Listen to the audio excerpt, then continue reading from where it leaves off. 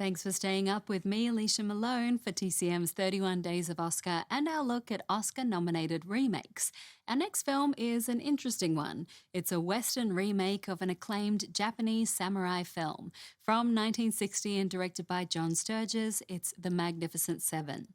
John Sturges once said it was possible to adapt any story into a Western, and he proved it here by taking Akira Kurosawa's 1954 hit Seven Samurai and creating a Western for the ages.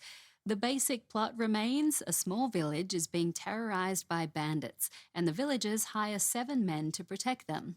Instead of samurai warriors, the protectors are gun-fighting cowboys, and instead of 16th century feudal Japan, the setting is the American West in the late 1800s. And while Seven Samurai starred Toshiro Mifune and Takashi Shimura, this version features Yul Brynner, Steve McQueen, Charles Bronson, and Eli Wallach, among others. Yul Brynner suggested remaking Kurosawa's film to producer Walter Mirisch, who acquired the rights from Toho Studios in Japan. But allegedly, Brynner had also spoken with Anthony Quinn about it, and Quinn believed they were going to make it together. Quinn filed a breach of contract lawsuit against Brynner, but ultimately lost because they didn't have a signed contract. Yul Brynner ended up with top billing in The Magnificent Seven and was also given casting approval. Although he approved Steve McQueen, the two began a rivalry on set. They competed to see who was the better shooter, and McQueen complained that, quote, "When you work in a scene with Yul, you're supposed to stand perfectly still. I don't work that way."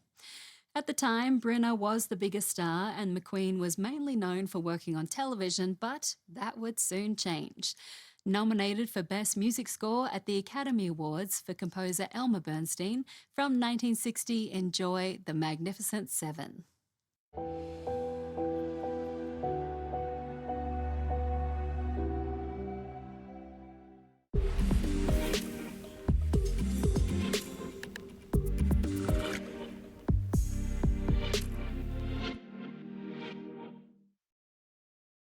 The Magnificent Seven was nominated for 1 Academy Award for its music score, composed by Elmer Bernstein. This was the second Oscar nomination of Bernstein's career out of an eventual 14 nominations, which included 1 win for his score for Thoroughly Modern Millie.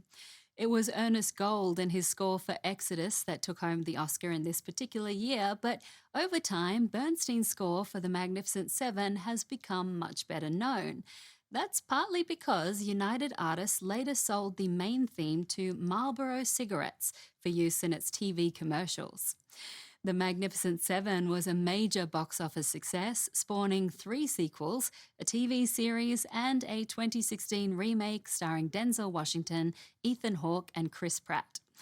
Okay, don't go anywhere, because next on TCM's 31 Days of Oscar, we have a 1976 musical that is the 3rd remake of the same story and was nominated for 4 Oscars, winning 1 for the song Evergreen by Paul Williams and Barbra Streisand. Next on TCM, A Star is Born, then Showboat, and later, The Merry Widow. Pay your last respects to Oscar tonight.